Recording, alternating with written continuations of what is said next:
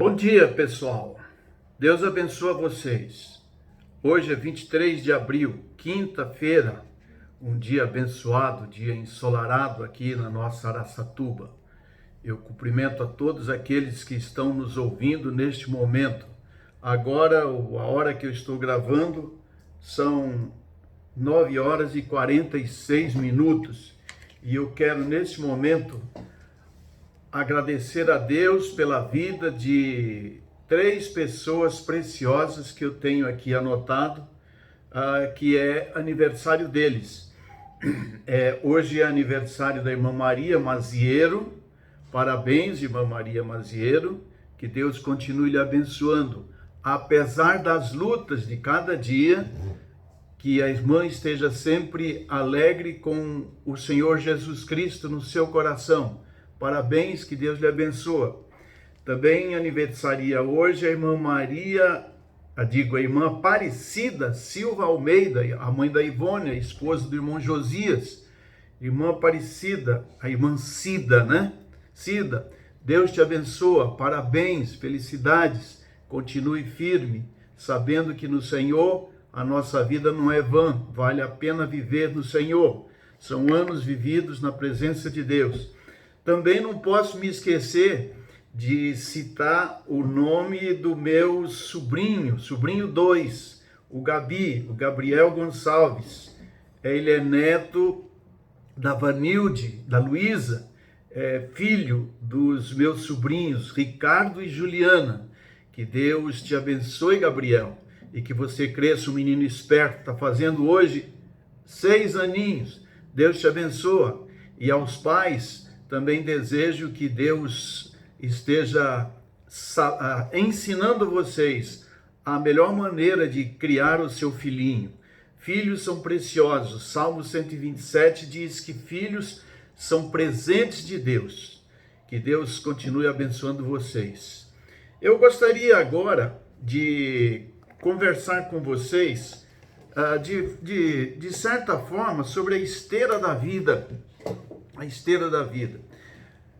Na medida em que a gente vai caminhando na vida, a gente vai aprendendo algumas coisas muito preciosas. E eu quero conversar com vocês sobre um tema que o novo, o adolescente ou o jovem, ainda não é muito, não faz muito sentido isso que eu vou dizer. Mas na medida em que a gente vai vivendo, a gente vai aprendendo e a gente vai descobrindo o que significa isso que eu vou dizer agora. Os mais velhos sabem o que eu estou dizendo. Eu já estou nessa categoria. Hoje já com 67 anos, embora não pareça, mas a gente já tem uma estrada rodada. De vez em quando eu paro e fico pensando assim, tentando recapitular cada ano que eu vivi, cada momento que eu vivi, e eu fico assim extasiado quando eu descubro que eu já vivi tanta coisa, já conheci tanta gente. A gente começa a olhar essas fotos de Facebook, gente do céu, a gente conhece muitas pessoas de diversos lugares. Em cada lugar onde a gente passou, às vezes esquece o nome da pessoa, mas de repente você vê a fisionomia e fala: meu Deus do céu, eu conheço essa pessoa, ou eu conheço esse lugar, ou eu já estive ali. Fico parado pensando. Eu gosto muito desse exercício, né? Eu vou aos lugares onde eu já passei, eu gosto muito de ir aonde eu nasci, e quando eu chego lá, eu fico olhando e fico lembrando de toda a esteira da minha vida. E eu terminei hoje os estudos pessoais no livro de Números, que eu tenho compartilhado com vocês. Vocês têm percebido que eu tenho falado sobre o livro de Números. E eu me deparei com o capítulo 33 do livro de Números, que é um daqueles capítulos, daqueles textos que a gente chama de chatos da Bíblia. São textos chatos, repetitivos, e Números tem muito disso. muito repetitivo, e que parece não trazer nenhum ensinamento. E eu quero desafiar você, depois dessa nossa conversa aqui, quero desafiar você a ler o capítulo 33 do livro de Números da Bíblia. Leia o capítulo 33 e quem sabe isso vai lhe ajudar, diante do que eu vou lhe dizer, vai lhe ajudar a ter um pouco mais de compreensão e aproveitar um pouco desse texto aqui. Bom, evidentemente eu não vou ler o capítulo, você vai ler. Mas eu quero dizer para vocês que o capítulo 33, ele trata da recapitulação, da relembrança de todo o trajeto do povo judeu, do povo hebreu, quando saiu do Egito. Eles eram cativos no Egito, e é lá que começou a história da Páscoa. Eles saem do Egito e vão para uma terra que Deus teria prometido para eles, a chamada terra de Canaã. E eles saíram, cruzaram o Mar Vermelho, andaram por alguns desertos, passaram pelo tal do Monte Sinai, teve que, depois de 40 e tantos anos, atravessar o Jordão para entrar e possuir uma cidade chamada Jericó, e aí começa a trabalhar lá dentro e conquistando as terras. Em primeiro momento, liderados por Moisés, e num segundo momento, liderados por Josué. Essa é a história.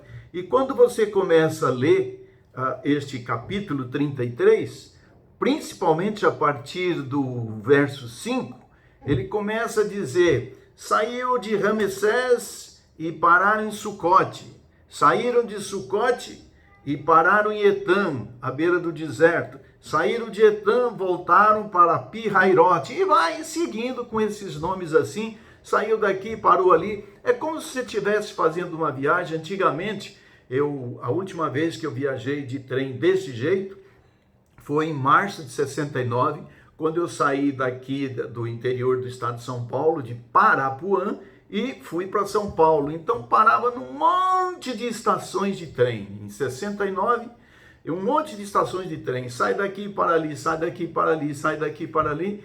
E é mais ou menos isso que descreve este texto. Tá, mas o que é interessante, e principalmente os mais velhos, isso vai funcionar mais, é que em cada momento, quando o judeu hoje lê essa história, ele em cada momento deste, que saiu daqui e parou ali, tinha uma história, tinha um fato marcante. Por exemplo, quando eles saíram de Ramsés e eles acamparam em Sucote, o povo, o faraó e os egípcios foram atrás deles. Você já deve ter assistido os 10 mandamentos. Quando eles atravessaram o Mar Vermelho, eles ficam lembrando: saiu daqui, parou ali, saiu de tal lugar e parou em frente ao mar. O mar teria que se abrir, não abria, e o medo, e por aí vai. E eles abriram, então ficavam lembrando: gente, lembra aquele mar, o que aconteceu ali e tal. Aí diz o verso 8, por exemplo, diz: saíram de Pi-Hairote, atravessaram o Mar Vermelho e chegaram ao deserto. E viajaram 3 dias pelo deserto de Etam e acamparam em Mara. Mara, quando a gente lê outros textos bíblicos que diz respeito a Mara, eles começaram a viajar e chegaram num lugar, por isso que tem o nome de Mara, as águas para eles beberem eram amargas. E eles já começaram a reclamar de Deus: porque não tem água para beber, e o que eu faço? Estou com sede. E começaram a reclamar de Deus. O que eu aprendo aí? Que a coisa vai bem, tudo bem, mas a hora que aperta a gente reclama até de Deus, né? E ali Deus disse para Moisés: olha, mostrou uma árvore, disse: pega daquela árvore, arranca um galho dela e joga dentro d'água, que a água vai ficar doce. E ali houve essa história. Então eles deviam ficar pensando, os mais velhos: lembra o que aconteceu em Mara? Aí eles saíram de Mara, foram para um outro lugar, aí já gostoso, um lugar chamado Elim. Eles encontraram, diz o texto, 12 fontes de água potável e 70 palmeiras. Os palmeirenses, evidentemente, gostam desse texto. 70 palmeiras, ali eles folgaram, descansaram, ficaram por ali. Saíram dali, foram para outro lugar, e saíram de outro lugar e foi para outro lugar. E em cada lugar, vai acontecendo um fato muito interessante. Quando a gente chega no verso 41, diz que eles saíram do monte Hor e acamparam em Salmona. E ali nesse lugar apareceram muitas serpentes no deserto, que era tudo deserto, e começava a picar o povo e a morrer o povo. E o Senhor disse assim, olha, faça uma serpente, uma cobra de bronze, pendura numa haste bem alta, e todo aquele que olhar para aquela serpente vai ser curado desse veneno da serpente. Esta serpente lá em cima, depois Jesus usou essa figura dizendo, assim como a serpente foi erguida no deserto, importa que o Filho do Homem também seja erguido na cruz, para que todo aquele que olhar para Jesus também seja curado do veneno do pecado. E o texto continua assim, com todas essas histórias, muitas histórias interessantes. Você que é jovem, por exemplo, a Luísa, minha neta, o Samuel, meu neto, o Gabrielzinho, não sabe o que é isso. Agora, uma pessoa idosa, como eu, como a irmã Maria Mazieiro, que está fazendo lá os seus anos de vida, a irmã Maria Silva Almeida, a irmã Aparecida Silva Almeida, o irmão Alcibíades, irmão Paulo, irmão Alcides, irmã Hilda, irmã Berenice, as pessoas mais velhas, irmão José Barbosa, irmão Josué Magro, né, Josué? Então, a gente já tem histórias, muitas histórias. E histórias que quando a gente fica parado, pensando, a gente começa a relembrar essas histórias. São histórias amargas, tristes e histórias gostosas. Como é que a gente deve rever essas histórias? Revê-las de tal maneira que a gente tire proveito das experiências. Eu fico pensando, quando o povo lia essas histórias que estão relatadas aqui, na medida em que a gente fala, saiu daqui, parou ali, saiu daqui, parou ali, na medida em que você vai vendo essas histórias, é que nós não temos tempo para isso. Na medida em que a gente vai vendo essas histórias, a gente vai tendo uma renovação da bagagem de experiência. Se eu fosse contar as minhas experiências, eu não me considero assim tão velho, não é? 67 anos, eu sou jovem, mas quando eu começo a relembrar e a contar as minhas experiências, irmãos, quanta coisa, desde os meus, que eu me lembro dos meus 5 aninhos de idade, desde os meus 16 anos, caminhando um pouco mais, quando fui para São Paulo, quando conheci a Leni, depois dos meus 24 anos, caminhando um pouco mais rápido,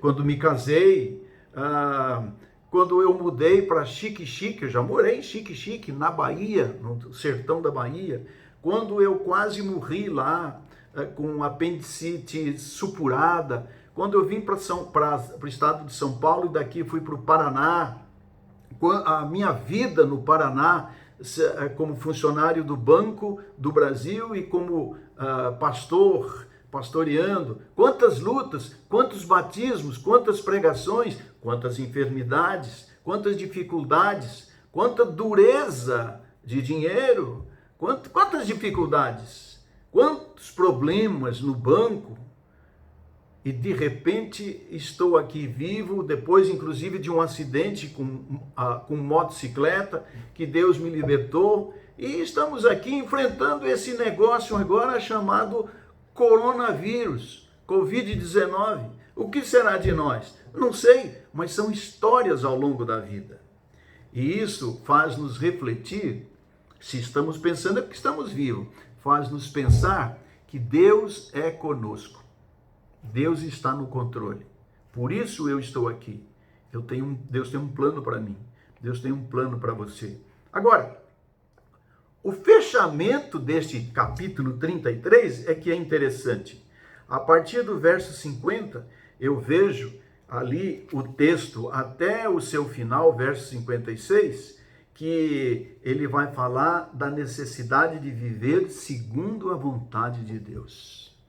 Então, tudo o que acontece à nossa vida, é interessante a gente fazer essa reflexão, olhando para trás, na esteira do nosso caminhar, e olhando para trás, percebermos que Deus tem cuidado de nós. Deus tem cuidado de você. Deus tem cuidado de mim. Deus tem cuidado da mais tenra criancinha. Deus tem cuidado de você que está aí com seus 94 anos, 95 anos, viu, irmã Ció? Deus tem cuidado daqueles que estão chegando nos 80. Deus tem cuidado daqueles que estão passando para os 70, que estão nos 75. Deus tem cuidado da gente. O Senhor nos ama e Ele cuida de nós. Leia este texto e, na medida em que você for lendo, se puder depois folhear e achar essas histórias que estão lá no livro de Êxodo, no livro de Gênesis, as chamadas Bíblias de estudo, elas nos favorecem nisso. Mas vá pensando na sua vida e em cada passagem da sua vida, seja ela boa, gostosa ou desagradável, ruim, de separação, de morte, de enfermidades ou de vitórias, de conquistas, louve a Deus. A Bíblia nos ensina em Romanos 8, 28, assim: sabemos que todas as coisas cooperam juntamente para o bem daqueles que amam a Deus e que são chamados por seu decreto. Não se abata, olhe para frente, Deus tem o melhor para você. Vamos orar? Pai Santo, quero te agradecer pela vida que o Senhor tem dado a mim e tem dado aos meus irmãos. Quero te agradecer por mais um ano de vida que o Senhor tem concedido à irmã Maria Maziero. O Senhor conhece essa vida, o Senhor sabe o que ela já passou na sua vida, mas o Senhor tem estado com ela e haverá de estar até o fim da sua vida, que está em tuas mãos. Quero te agradecer pela vida da irmã Aparecida. Quero te agradecer pelos cuidados que ela tem com seu esposo, com seus filhos. Quero te agradecer pela história da sua vida. E quero te agradecer pela vida do Gabriel, tão novinho, 6 anos. Nem tem história ainda para contar, nem sabe disso que nós estamos falando. Mas um dia ele terá a oportunidade de rememorar toda a sua história. Pai, que nós saibamos ser agradecidos ao Senhor por cada momento, por cada vitória que o Senhor nos tem dado. Nós te louvamos e te bendizemos por mais esse dia, no nome de Jesus. Amém. Tenha um bom dia na presença do Senhor.